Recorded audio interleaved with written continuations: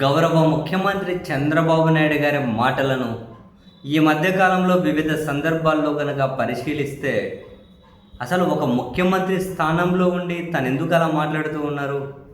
కొన్ని మాటలైతే ఇది ఒక సాదాసీదా సోషల్ మీడియా కార్యకర్త పోస్టు పెట్టినట్లే మాట్లాడుతూ ఉన్నారు. ఆశ్చర్యం అనిపిస్తుంది. మరీ ముఖ్యంగా ఈ మధ్య పిల్లల గురించి మాట్లాడుతూ అసెంబ్లీలో కండములు, అసెంబ్లీ బయట 8 అడుగుల కండములు ఎలాడదీశాను అన్న దగ్గర నుంచి మొదలుపెట్టి అండ్ తాజాగా ఏమంటారు, వచ్చే కాలంలో సంక్షేమ పథకాలు పెద్ద కుటుంబాలకే ఇస్తాను, చిన్న కుటుంబాలను నెగ్లెక్ట్ చేస్తాను. అసలు నిజంగా అంటున్నారా అయినా ఏమంటారు నిజమా అబద్ధమా అని చెప్పి సోషల్ మీడియాలో చూస్తే తర్వాత నిజమే. వీడియోని ఒకసారి ఏనండి ఎట్లా మాట్లాడారు.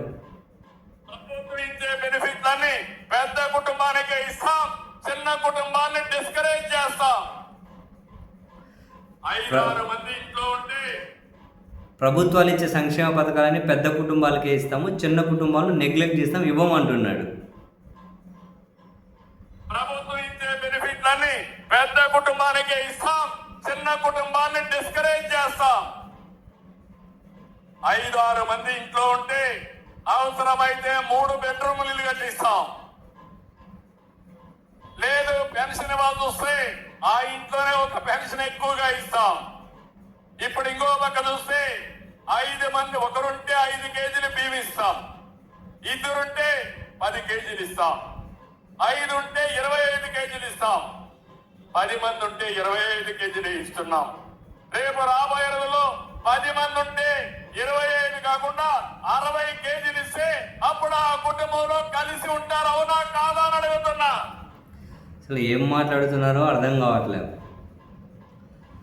మీరు ఎక్కువ మంది జనం తయారైతే మీకు 3 బెడ్రూమ్ల ఇల్లు కట్టిస్తానని చెప్పి అంటూ ఉన్నారు. 22 నెలలు అయింది అధికారంలోకి వచ్చి. ఒక్కరికి స్థలం ఇల్లే, ఒకరికి ఇల్లు కట్టియలేదు. పెద్ద కుటుంబాల వాళ్ళకే ఎక్కువ పింఛన్లు ఇస్తా అంటున్నారు. 22 నెలలు అయింది అధికారంలోకి వచ్చి సింగిల్ పింఛన్ ఇవ్వలే. ఒక్కరికి కొత్త పింఛన్ ఇవ్వలే.